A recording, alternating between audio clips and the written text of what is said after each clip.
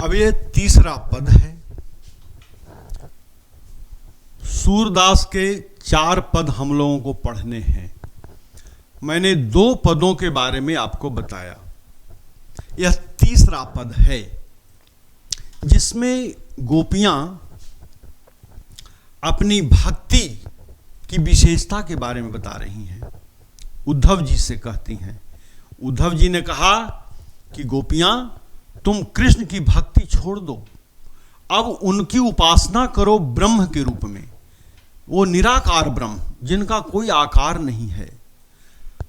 तब गोपियां उनको कहती हैं, अपनी भक्ति, कृष्ण भक्ति के बारे में बता रही हैं उदाहरण देकर।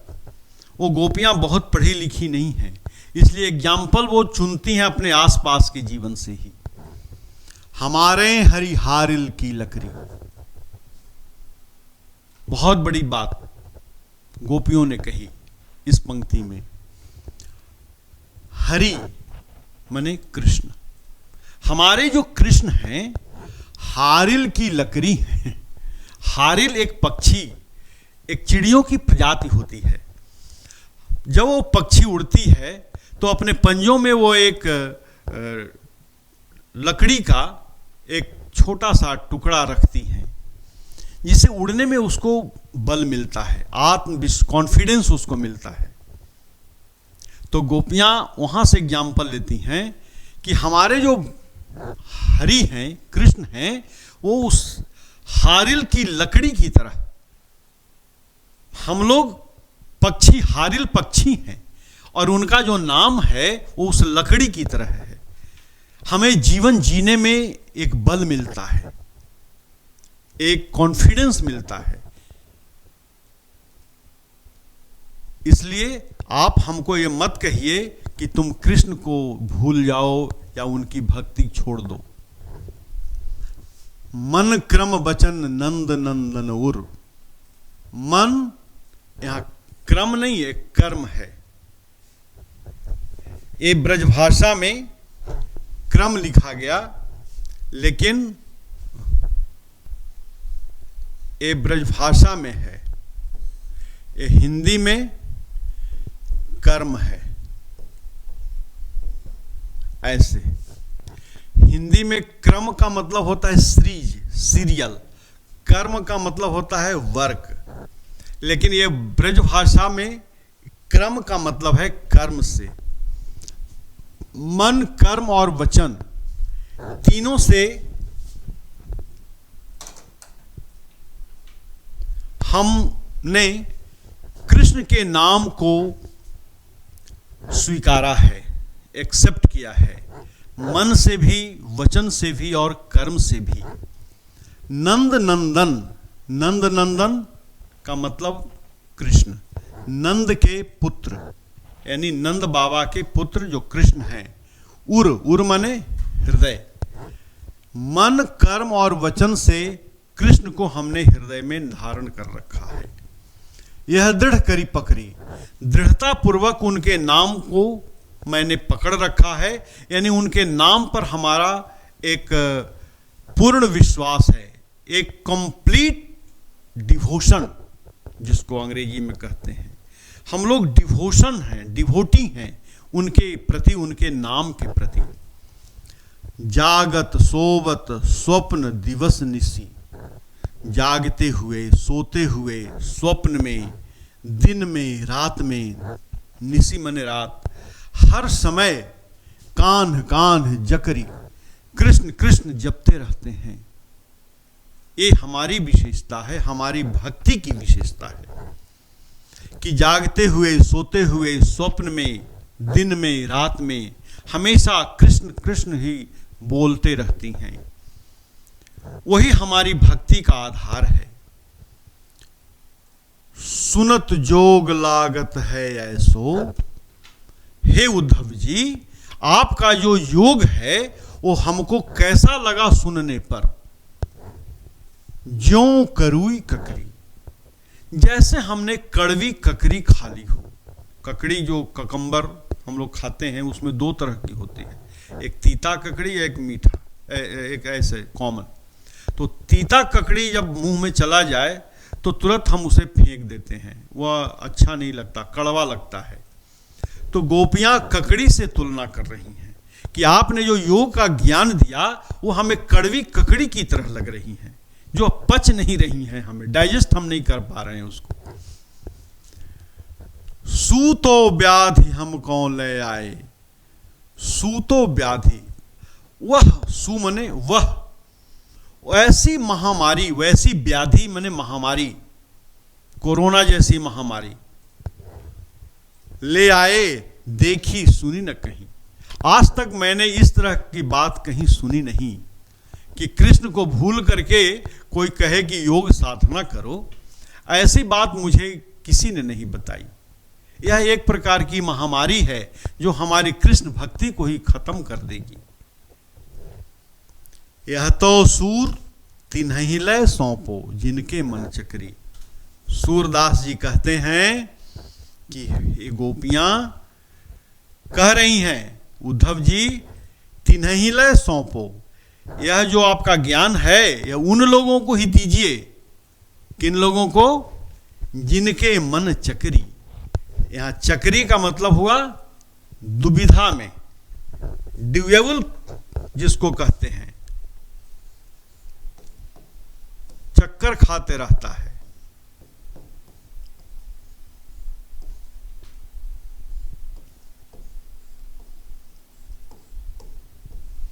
द्विविधा माने दुविधा में जिसका मन है। हम निराकार ब्रह्म को भी पूजें कि साकार ब्रह्म को पूजें, ये दोनों तरफ उनका मन डगमगाते रहता है। उनको ये आप अपना ज्ञान जाकर दीजिए तो कहीं कुछ बात बने। हम लोग तो कंप्लीट डिवोटी हैं, हम समर्पित हैं कृष्ण के प्रति। हम लोगों पर आपके इस ज्ञान का कोई असर होने वाला नहीं है। आगे देखिए तीसरा पद। हम लोगों ने 2 पद अभी पढ़े, ये तीसरा पद है सूरदास जी का। सूरदास जी के माध्यम से वो गोपियां क्या कह रही हैं, यहां भी दोनों में ही बातचीत चल रही है। हरि हैं राजनीति पढ़ी आए। हरि मने कृष्ण। हरि भी 2 तरह से लिखा जाता है। कैसे? एक है हरि जिसमें ह्रस्व इकार की मात्रा होती है। इसके बहुत से अर्थ होते हैं। शब्दकोश में 52 अर्थ इसके दिए गए हैं, लेकिन यहां पर है हरि मतलब कृष्ण।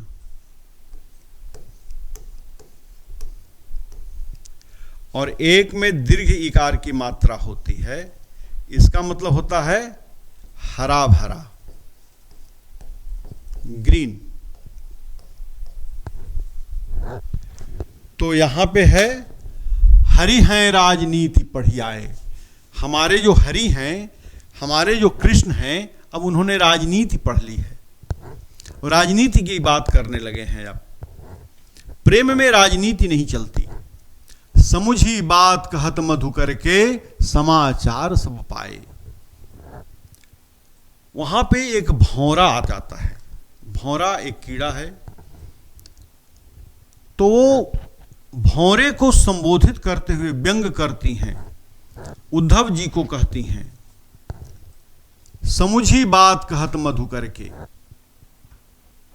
मधुकर यहां पे कृष्ण को कहा गया। उद्धव जी को संबोधित करते हुए कहती हैं गोपियां कि कृष्ण ने जो बात कही मैं समझ गई कि वो क्या कहना चाहते हैं।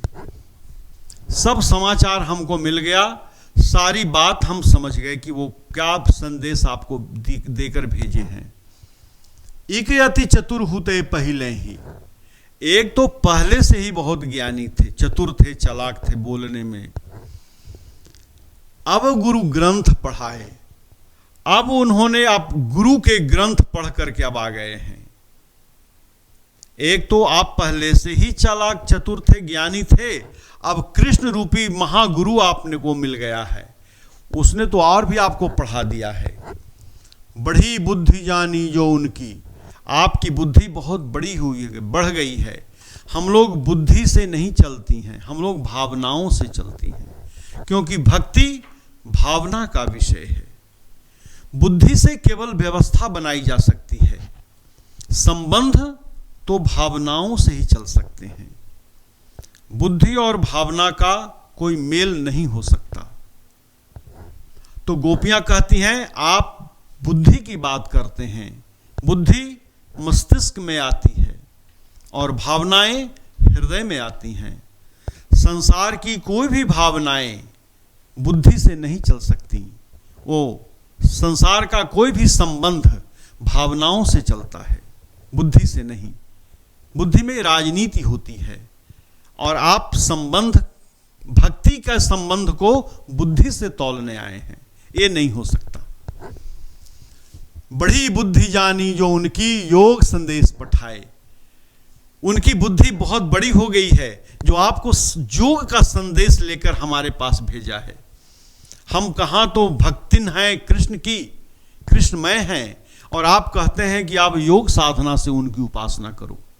यानी आप यहाँ बुद्धि और राजनीति की बात कर रहे हैं और हम भावनाओं की बात कर रहे हैं। दोनों में बहुत अंतर है। उद्धव भले लोग आगे के, उद्धव जी पहले के बड़े लोग बड़े भले थे, अच्छे थे। कैसे अच्छे थे?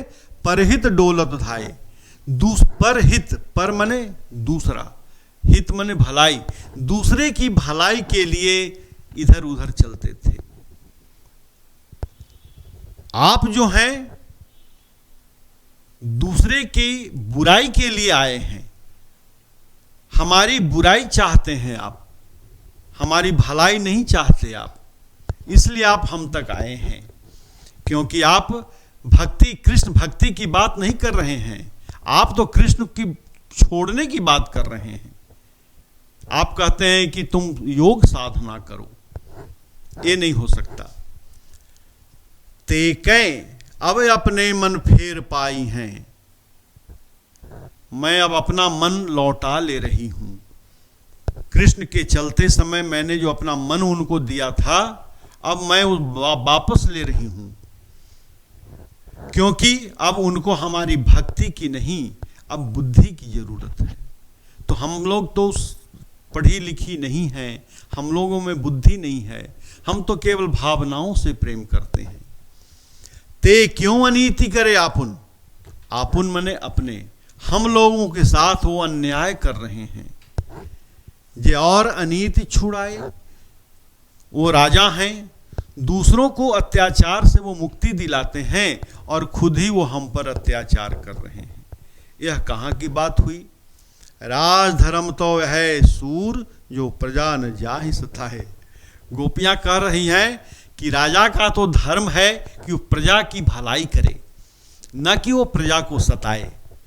तो इसमें राजधर्म वो निभाने में असमर्थ हैं कृष्ण। कह दीजिएगा उनसे कि उन्होंने जो योग संदेश भेजा है हम तक, वो राजा का काम नहीं है। वो तो एक अच्छे राजा ऐसा कर ही नहीं सकता, वो तो प्रजा की भलाई चाहता है। यानी वो भक्ति की रक्षा के लिए भेजते तो बात बनती। आप तो हमारी भक्ति को खत्म करने के लिए आए हैं। तो ये तीसरे पद में ये बात, गोपियों द्वारा उद्धव को भाग्यवान कहने में क्या व्यंग निहित है?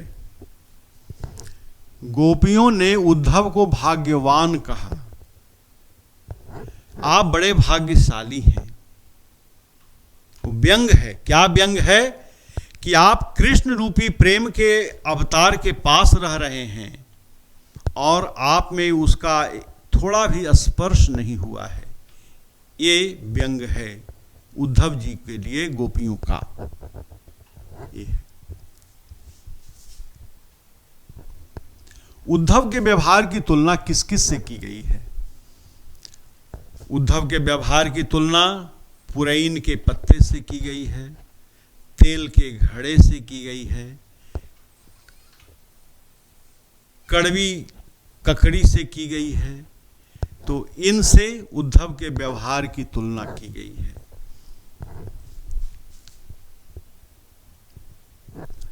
इस दोहे में। फिर है तीसरा प्रश्न, गोपियों ने किन किन उदाहरणों के माध्यम से उद्धव को उलाहने दिए हैं? उलाहना का मतलब कंप्लेन। क्या कंप्लेन किया है? पहला बात है कि तो कंप्लेन किस पर किया? कंप्लेन ये किया कि हम कृष्ण की पुजारी हैं और आप हमको योग का संदेश देने आए हैं। यह पहला कंप्लेन है कि आपको वह कहना चाहिए था जिससे हमारे प्रेम की रक्षा होती, कृष्ण प्रेम की। आप तो वो कह रहे हैं जिससे कि हमारा कृष्ण प्रेम खतरे में पड़ जाए। तो इसके लिए गोपियों ने उदाहरण दिया। फिर वही लिखेंगे हम, पुरैन पात, तेल की गागरी, प्रीति नदी में पाँव न बोरियो, प्रीति रूपी नदी में आपका पैर भी नहीं डूबा, और आपकी आंखों में तो प्रेम का कोई आकर्षण ही नहीं है, वहां केवल ज्ञान का गर्व दिखाई देता है। इन उदाहरणों से गोपियों ने उद्धव जी को उलाहने दिए हैं, ये लिखना है। उद्धव द्वारा दिए गए योग के संदेश ने गोपियों की विरहाग्नि में घी का काम कैसे किया? आग में जब घी डालते हैं तो आग और भभक जाता है। गोपियों की जो विरह भावना थी, वियोग की भावना, वो अग्नि की तरह थी। उद्धव जी ने जो योग का संदेश दिया उसमें वो घी का काम किया। उनकी जो व्यथा थी, पीड़ा थी, और बढ़ गई। जैसे गोपियां मन में सोच रही थी कि कृष्ण अब जरूर आएंगे, लेकिन अचानक से उद्धव जी आते हैं और कहते हैं कि कह रहे हैं कि तुम भूल जाओ उनको। ये बात उनकी पीड़ा को और बढ़ा दिया। गोपियों की पीड़ा और बढ़ गई इससे कि अब कृष्ण नहीं आएंगे। आगे देखो, मर्यादा न लही के माध्यम से कौन सी मर्यादा न रहने की बात की जा रही है? मर्यादा क्या होती है?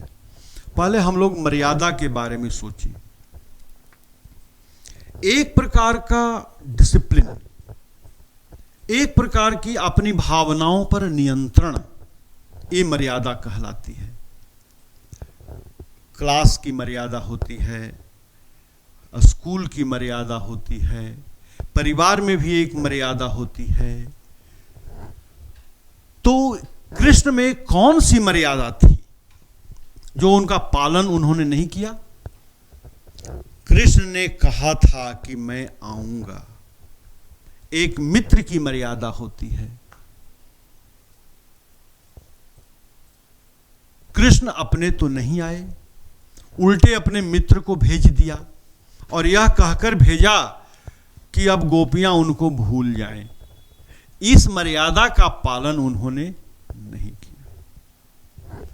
तो मर्यादा न लही के माध्यम से इस मर्यादा के न रहने की बात गोपियां कहती हैं कि आने का उन्होंने जो कहा था आने के लिए वो फिर आए नहीं। ये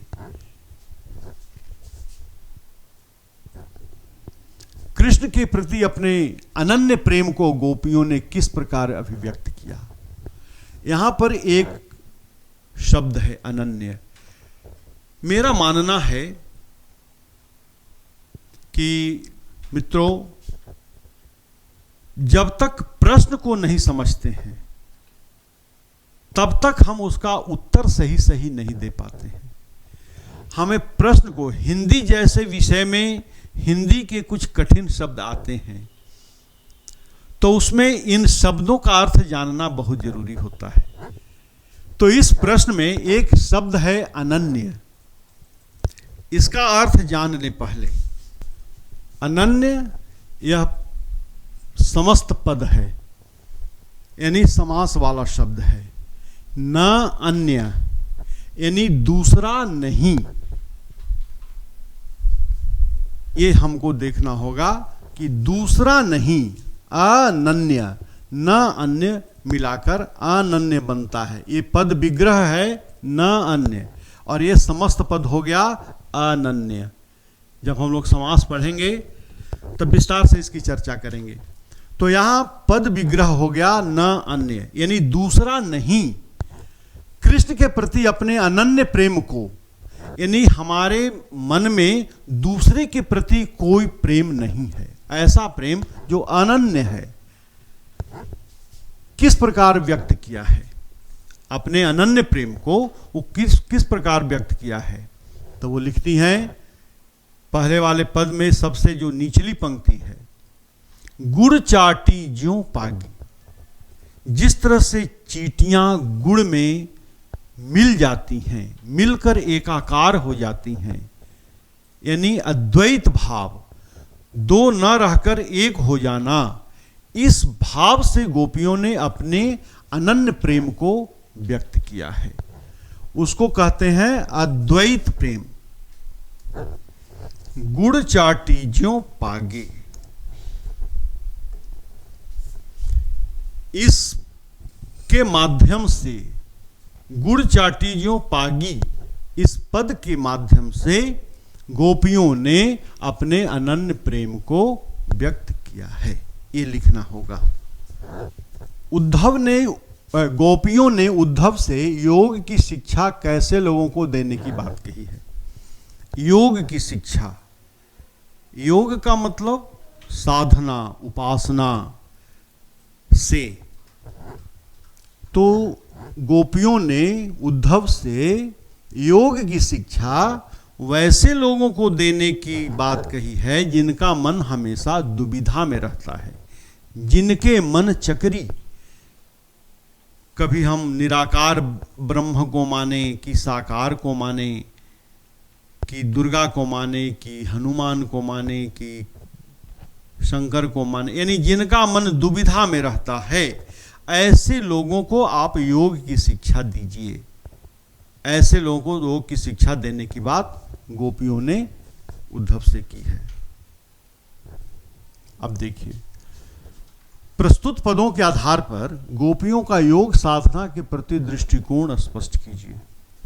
यानी विच टाइप ऑफ अप्रोच गोपियां इन योग साधना, योग साधना के प्रति कौन सा अप्रोच रहा है गोपियों का दृष्टिकोण। तो ये दृष्टिकोण यही रहा कि वो योग साधना से हमारी जो भक्ति भावना है वो ज्यादा श्रेष्ठ है। योग साधना में ज्ञान की जरूरत पड़ती है और ज्ञान बड़ा कठिन होता है। उसके अनुसार तपस्या करना, ध्यान करना, ये सब बड़ा कठिन काम है। गोपियां जीवन में हर काम को करती हुई कृष्ण की उपासना करती हैं। तो योग साधना के प्रति जो उनका विचार है, जो उनका दृष्टिकोण है, वह कड़वी ककड़ी की तरह है। जिसे वो कड़वी ककड़ी मानती हैं उस तरह का है। वो उनको पचता नहीं है, वो कर नहीं सकती हैं। ऐसा है उनकी, ऐसी भावना उनकी है गोपियों की। ये लिखना है उसमें। गोपियों के अनुसार राजा का धर्म क्या होना चाहिए, ये लिखती हैं। जे अनीति करे आपुन, प्रजा न जाहि सताए। यानी राजा का धर्म होना चाहिए कि वो प्रजा का अहित न करे, उनकी भलाई करे। ये गोपियां कहती हैं कि राजा का धर्म प्रजा के भलाई के लिए ही है, यही उसका राजधर्म है, न कि वो प्रजा पर अत्याचार करे, अन्याय करे। ये लिखना होगा इस प्रश्न के उत्तर में। गोपियों को कृष्ण में ऐसे कौन से परिवर्तन दिखाई दिए जिनके कारण वे अपना मन वापस लेने की बात कहती हैं। तो गोपियों को कृष्ण में एक ही परिवर्तन दिखाई दिया कि वो खुद न आकर अपने उन्होंने मित्र को यह कहकर भेजा कि कहो जाकर गोपियों से कि वो उनको भूल जाएं। ऐसा कहने से, ऐसा सोचकर गोपियों ने कहा कि मैं अब अपना वह मन वापस ले रही हूं जो मैंने चलते समय कृष्ण को दिया था। ये लिखना है इस प्रश्न के उत्तर में।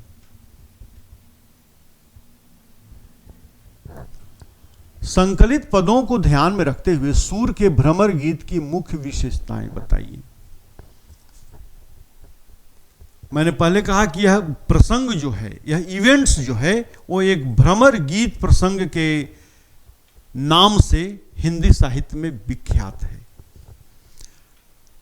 जिस समय उद्धव जी आते हैं गोपियों को समझाने, ठीक उसी समय एक भौरा उड़ता हुआ वहां आता है जिसे भ्रमर कहते हैं। गोपियां उस भौरे को माध्यम करके कृष्ण और उद्धव के बात करती हैं। कृष्ण का भी रंग सांवला है और उस भौरे का भी रंग सांवला है। तो इसकी विशेषता यह है कि सबसे पहले वाग वैदग्ध है इसमें, गोपियों की हाजिर जवाबी। ये गोपियां बहुत भोली भाली सीधी साधी हैं और वो अपने आसपास के उदाहरण से अपनी बात को प्रमाणित करती हैं, सिद्ध करती हैं कि मैं जो कह रही हूं वो सही है, आपका ज्ञान यहां गलत है। तो ये विशेषता है। सरल भाषा का प्रयोग, अलंकारों का प्रयोग, इस तरह की ये भाषा की विशेषताएं हैं भ्रमर गीत की। ये लिखना होगा इसमें। गोपियों ने उद्धव के सामने तरह तरह के तर्क दिए हैं। आप अपनी कल्पना से और तर्क दीजिए। तो आप अपना तर्क दीजिए, लॉजिक कुछ, कि उद्धव जी को हम परास्त कर सके, कि उद्धव जी में एक ज्ञान, भले ही विषय का बहुत ज्ञान हो, लेकिन उनको एक ज्ञान नहीं है कि वो किसी भी व्यक्ति की भावनाओं को समझ सकें। उन्हें बहुत से शास्त्र अध्ययन कर लिए, लेकिन व्यक्ति के चेहरे पर जो भावनाएं उठ रही हैं, उनके मन की बात को वो नहीं समझ सके। गोपियों के मन में जो कृष्ण भक्ति की भावना थी वो उसको नहीं समझ सके। ये तर्क हम अपनी ओर से दे सकते हैं। तो ये उनको समझना चाहिए। उसके लिए बहुत विद्वान होने की जरूरत नहीं है, उसके लिए एक प्रेजेंस ऑफ माइंड की जरूरत होती है जो उनमें नहीं दिखाई देता है। ये